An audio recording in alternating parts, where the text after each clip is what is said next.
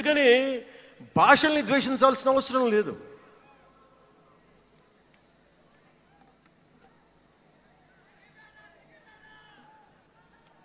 అంటే మనం ముఖ్యంగా హిందువులందరికీ నేను చెప్తా ఉన్నాను, మీరు ముస్లింలను చూసి మీరు నేర్చుకోండి. పవిత్ర రంజాన్ మాసంలో ఉపవాస దీక్ష వహిస్తున్న నా ముస్లిం సోదరులందరికీ నా హృదయపూర్వక రంజాన్ శుభాకాంక్షలు. సంస్కృతాన్ని తిడతారు, గుళ్ళల్లో సంస్కృతాలు మంత్రాలు చదవకూడదంటారు. ముస్లిమ్స్ ఆ మాట అంటున్నారా? అరబిక్లోనే కదా, ఐదర్ హిందూ ముస్లిం, ఐదర్ ఆంధ్రప్రదేశ్లో ముస్లిం కావచ్చు, తెలంగాణలో ఉన్న ముస్లిం కావచ్చు, తమిళనాడులో ఉన్న ముస్లిం కావచ్చు, అరబిక్లోనే కదా మంత్రాలు చదువుతారు, ప్రార్థిస్తారు. హిందూ ధర్మంలో సంస్కృతంలో చేస్తారు. దానికి ఏంటి సమస్య? తమిళంలో చదవాలా, తెలుగులో చదవాలా, కన్నడంలో చదవాలా? ఆ విధి విధానాలు ఉన్నాయి, వదిలేసేయండి వాటిని. వాటి జోలికి వెళ్ళకుండా కష్టాలని వాటిని పట్టించుకోండి.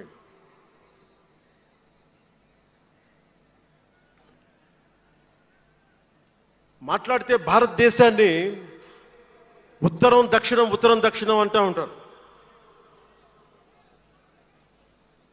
ఆంధ్రాని తెలంగాణ విభజన సమయంలో తెలంగాణ ఇవ్వకపోతే మేము ఈ భారతదేశానికి సంబంధించిన ఒక అన్న స్టేట్మెంట్లు చూసాం, అలాంటి నాయకుల్ని చూసాం. ఆంధ్రాని విభజిస్తుంటే ఆంధ్ర వాళ్ళు మేము ఇక్కడ సంబంధం లేదు, మేము భారతదేశంలో ఉన్నామన్న స్వయం నాయకులు నా దగ్గర అన్నారు. అంటే తెలంగాణ ఇవ్వకపోయినా, ఆంధ్ర ఇవ్వకపోయినా, విడగొట్టినా మేము భారతదేశంలోంచి విడిపోతామన్న మాటలు మీరు ఎలా మాట్లాడతారు? అంటే ప్రతి ఒక్కరికి కోపం వచ్చినప్పుడల్లా కట్ చేయడానికి భారతదేశం ఏదైనా కేక్ ముక్కండా మీ అందరికీ? కట్ చేయడానికి, భారతదేశ సమగ్రతని విధ్వంసం చేయడానికి ఒక్కడు ఉంటే నాలాంటి వాళ్ళు 10 కోట్ల మంది బయటకు వస్తారు. తస్మాత్ జాగ్రత్త. నార్త్ సౌత్ డిబేట్కి నా సమాధానం ఒకటే. ఉత్తరాదిన ఉన్న హిమాలయాల్లో ఉంది పరమశివుని కైలాసం. దక్షిణాదిన ఆయన కుమారుడు కుమారస్వామి మురుగన్ నివాసం. ఈ దేశాన్ని విడగొట్టే ధైర్యం, సాహసం ఎవ్వడికి ఉందని నేను అనుకోను. ఆ భయం నాకు లేదు. వారు ఎంచుకున్న ప్రదేశం ఈ భారతదేశం. అలాంటి దేశాన్ని విడగొట్టాలి అనుకుంటే ఒకసారి ఆలోచించి మాట్లాడండి. భాష వేరు, భావం వేరు. మీరు బయటవారు, మేము లోపల వారం. మీరు ఉత్తరాది వాళ్ళు తెల్లగా ఉంటారు, మేము దక్షిణాది వాళ్ళు నల్లగా ఉంటామంటే, మా ఇంట్లోనే ఒకళ్ళు, మా అన్నయ్య 6 అడుగులు 2 అంగుళాలు 3 అంగుళాలు, నేనేమో 5 అడుగులు 9-10 అంగుళాలు నేను. మా బంధువుల్లో అన్ని రకాల వాళ్ళు ఉంటాం. కొంతమంది నల్లగా ఉంటాం, కొంతమంది తెల్లగా ఉంటాం. ఏం చెప్తాం దీనికి?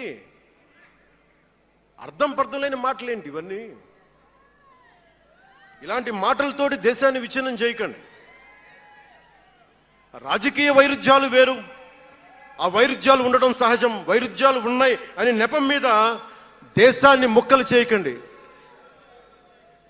దక్షిణాదినున్న సెంగోల్, ఉత్తరాదినున్న ఢిల్లీ పార్లమెంట్లో ఉంది. ఒకవేళ వైరుధ్యం వస్తే వేర్పాటువాదం విడిపోమని కాదు, అది కాదు, కలిసి పరిష్కారం వెతకమని. డీలిమిటేషన్ ఉంది ఈ రోజున. డీలిమిటేషన్ జరిగితే పార్లమెంట్ సీట్లు దక్షిణాదికి తగ్గిపోతాయి అంటే అసలు తగ్గుతాయా లేదని డిస్కషన్ పెట్టండి. దానికి నేను రూపీ సింబల్ మార్చేస్తాను, నా భాషలో పెడతానంటే అప్పుడు మేము తెలుగులో కూడా పెట్టాలి. దానికి కన్నడ వాళ్ళు కన్నడంలో పెట్టాలి, గుజరాతీ వాళ్ళు గుజరాతీలో పెట్టాలి, మహారాష్ట్ర వాళ్ళు మహారాష్ట్రలో పెట్టాలి. దేనికైనా ఒక వివేకం, ఆలోచన ఉండద్దా?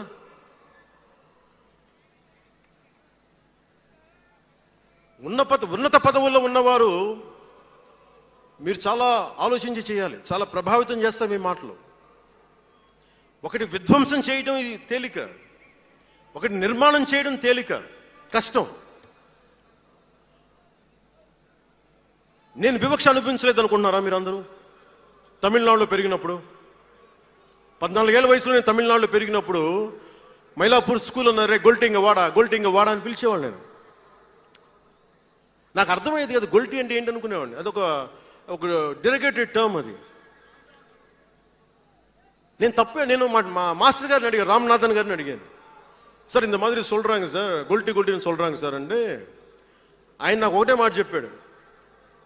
వాళ్ళని పిలిచాడు, వాళ్ళు తిట్టాడు ఏదో, ఏంటి సార్ గొల్టి, ఎందుకు సార్ గొల్టి మీనింగ్ అంటే ఆయన ఏదో నవ్వి వదిలేసి ఆయన ఒక మాట అన్నాడు, అరే தெலுங்குని రివర్స్ பண்ண గొల్టి అని சொல்லுவாங்கடா, அப்படி என்ன பெரியார் தெலுங்குக்காரன் தான்டா,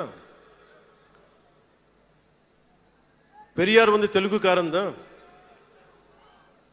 బలిజన్ నాయకర్ అవరు.